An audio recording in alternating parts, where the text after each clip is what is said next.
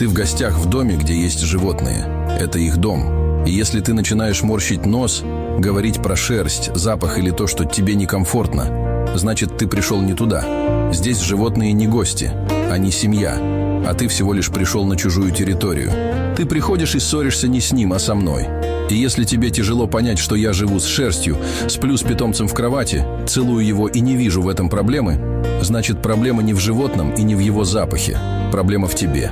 Таких гостей мне не нужно, потому что это дом моей семьи.